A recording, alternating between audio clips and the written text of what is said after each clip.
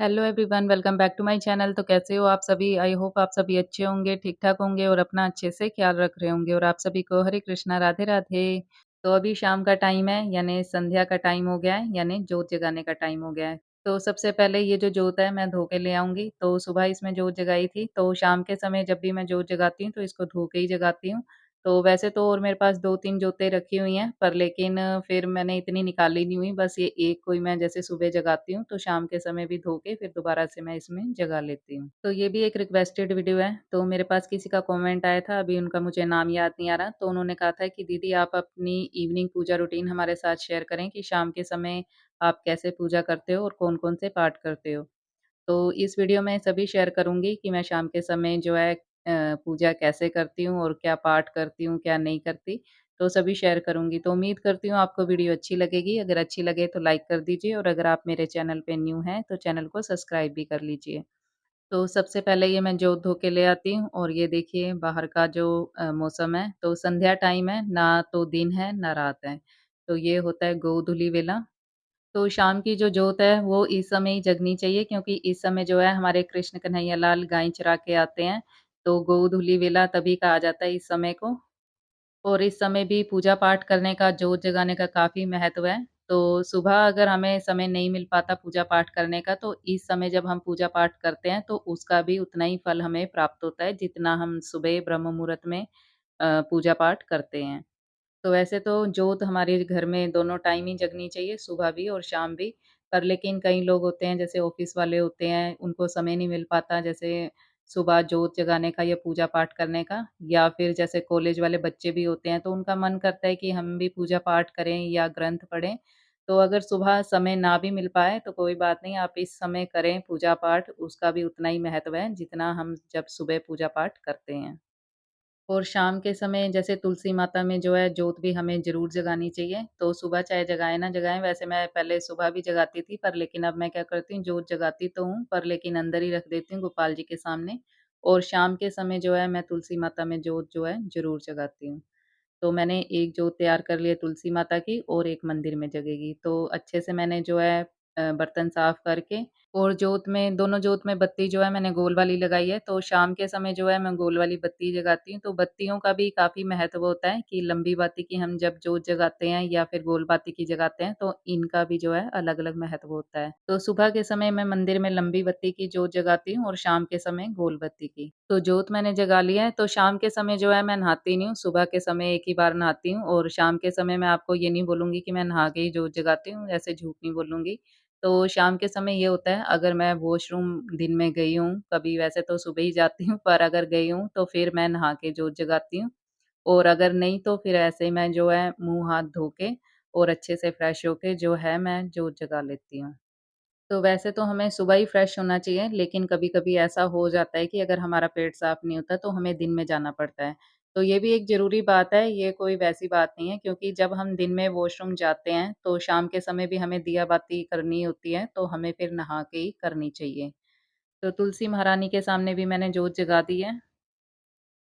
और अब है अगला दिन, तो ये सुबह का टाइम है और अब मैं कराऊँगी गोपाल जी को स्नान। तो शाम के समय की जो मेरी रूटीन होती है पूजा-पाठ की, तो जैसे मैं जैसे भगवत गीता पढ़ती हूँ या जो भी पाठ मंत्र वगैरह पढ़ती हूँ, वो सुबह के समय ही पढ़ती हूँ। लेकिन अगर कभी जैसे समय नहीं मिल पाता मुझे, कभी लेट हो जाती हूँ मैं, तो भगवत गीता जो है मैं शाम के समय भी पढ़ लेती हूँ। और भगवत गीता जैसे गीता प्रेस वालों की होती है, तो वो मैं पाठ के रूप में पढ़ती हूँ मंदिर में बैठ के और वैसे जो शीला प्रभुपाद जी की भगवत गीता है, तो वो मैं किसी समय भी पढ़ लेती हूँ। तो जब दिन में टाइम मिलता है तब भी पढ़ लेती हूँ या फिर रात के समय भी मैं पढ़ लेती हूँ। और शाम के समय मैं कोई ज़्यादा मंत्र जाप नहीं करती, बस ये है जब जोत जगाती हूँ तो सर्वप्रथम गणपति जी को तो याद किया ही जाता है, तो उनका एक मंत्र बोल लेती हूँ और श्री हरि का बोल लेती हूँ या बाबा भोलेनाथ जी का बोल लेती हूँ और उसके बाद अगर मुझे भगवत गीता पढ़नी होती है तो फिर मैं पढ़ लेती हूँ। नहीं तो मैं ऐसे ही जोत जगाती हूँ बस तुलसी महारानी की और मंदिर में जोत जगा दी और जो तुलसी महारानी के सामने मैं जोत जगाती हूँ, वो जोत जो है मैं अपने दूसरे कमरे में भी दिखा देती हूँ या फिर जैसे रसोई में भी लेके जाती हूँ क्योंकि रसोई में माता अन्नपूर्णा का वास होता है, तो माता अन्नपूर्णा का नाम लेके मैं जैसे जोत जो है रसोई में भी दिखाती हूँ, बाबा भोलेनाथ जी का नाम ले लेती हूँ, श्री हरि का, माता लक्ष्मी का। फिर मैं उस जोत को तुलसी महारानी को दिखाकर, उनकी आरती उतार कर और फिर मैं उनके सामने रख देती हूँ और फिर ये मंत्र बोल लेती हूँ, महाप्रसाद जननी अखंड सौभाग्यवर्धिनी, आदि व्याधि हरा नित्यम तुलसी त्वयं नमोस्तुते। तो जब सुबह भी मैं जल चढ़ाती हूँ तुलसी महारानी में, तब भी ये मंत्र बोल लेती हूँ और शाम के समय भी बोल लेती हूँ। तो बस ये सिंपल सी साधारण सी रूटीन रहती है मेरी शाम के समय की। तो यहाँ पर हमारे बाल गोपाल का स्नान भी हो गया, श्रृंगार भी हो गया और इनको मैंने भोग भी लगा दिया। तो आज मैंने गोपाल जी के लिए जो आलू शिमला मिर्च की सब्ज़ी बनाई थी और साथ में रोटी। तो बच्चों को टिफ़िन में भी देनी होती है, तो इसलिए सुबह के टाइम मैंने यही बना ली थी आज जल्दी-जल्दी। और अभी भी मैं जो है गोपाल जी के लिए दाल-चावल बना रही हूँ क्योंकि आज है द्वादशी। तो क्योंकि हस्बैंड एकादशी का व्रत रखते हैं, तो चावल खा के ही जैसे व्रत खोला जाता है एकादशी का, तो अब सुबह का टाइम ही है, तो मैं दाल और चावल बना लूँगी, तो यही गोपाल जी को भोग भी लग जाएगा और हस्बैंड व्रत भी खोल लेंगे और हमारे जो दोपहर का लंच भी तैयार हो जाएगा। तो वैसे तो सब्ज़ी बनाई थी, रोटी भी बनाई है, पर लेकिन आज जैसे द्वादशी है मैंने बताया आपको, तो फिर मैंने दाल-चावल भी बना लिए साथ के साथ। और दाल जो है मैं साबुत मूँग की और चने की बना रही हूँ, तो वैसे उड़द चने की दाल बनती है, लेकिन मैंने आज साबुत मूँग और चने की दाल बनाने की सोची है। तो बस अब जैसे कि सुबह का टाइम है, तो थोड़ा जल्दी-जल्दी वाला ही काम कर रही हूँ मैं यहाँ पर, तो दाल में ही मैंने टमाटर कट करके भी डाल दिए हैं और हरी मिर्च भी, क्योंकि लहसुन, प्याज़ हम डालते नहीं हैं खाने में और हमारे गोपाल जी को जैसे कि भोग लगता है, तो बिना लहसुन, प्याज़ का ही लगता है। तो मैंने नमक भी डाल दिया है, हल्दी भी डाल दिया और अब मैं इसको रख दूँगी गैस पे और ये जो सब्ज़ी है इसको मैं निकाल लूँगी क्योंकि इस कढ़ाई में मुझे चावल बनाने हैं गोपाल जी के लिए। तो वैसे तो 2-3 कढ़ाई मेरे पास और भी रखी हुई है, 2-3 से ज़्यादा ही है वैसे।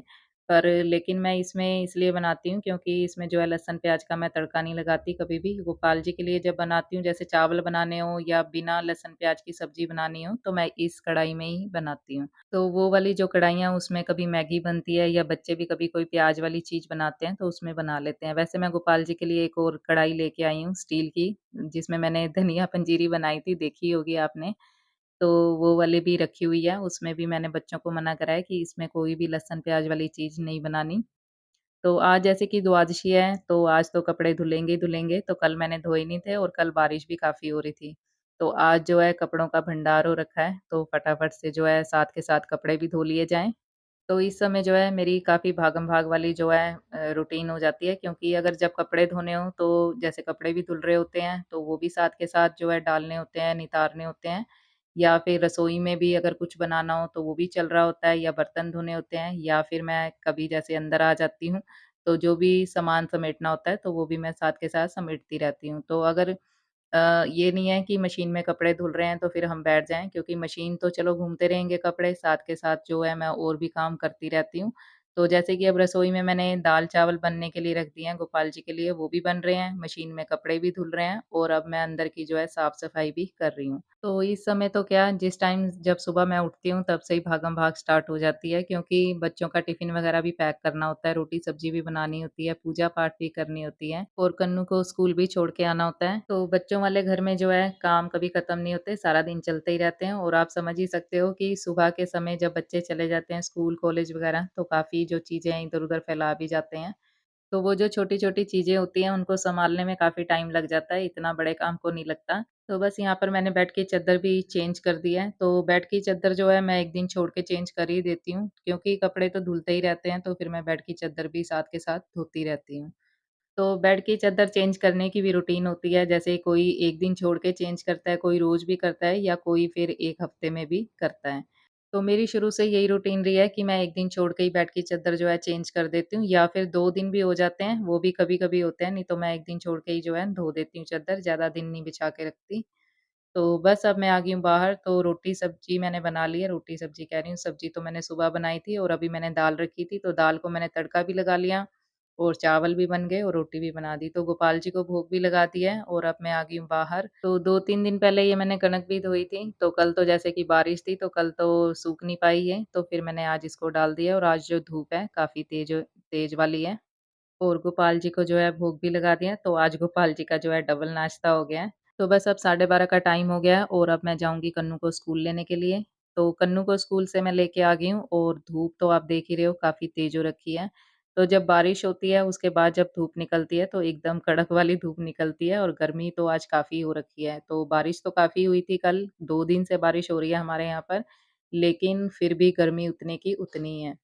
तो ये कपड़े मैं उतार लूँगी क्योंकि धूप तेज़ है तो इनका जो है कलर फ़ेड ना हो जाए। तो ये जो है जब सूख जाते हैं तो मैं साथ के साथ ही जो है कपड़े उतार लेती हूँ।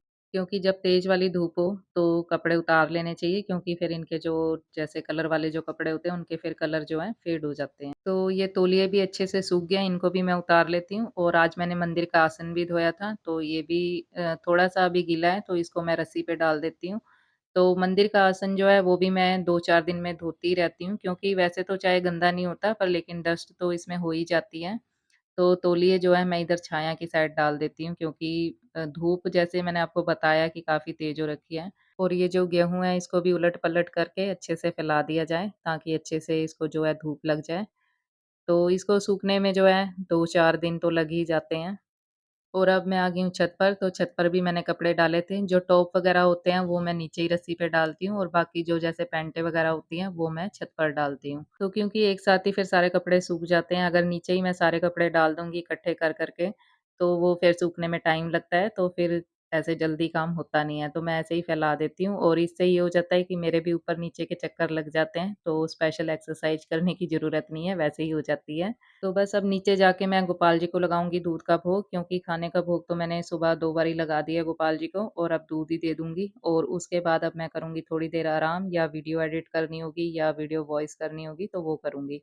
तो बस यहीं तक थी आज की ये वीडियो। उम्मीद करती हूँ आपको वीडियो अच्छी लगी होगी। अगर अच्छी लगी है तो लाइक, शेयर और सब्सक्राइब ज़रूर कर लीजिए मेरे चैनल को और कमेंट बॉक्स में अपने अच्छे-अच्छे सुझाव देना बिल्कुल मत भूलिए। मिलते हैं नेक्स्ट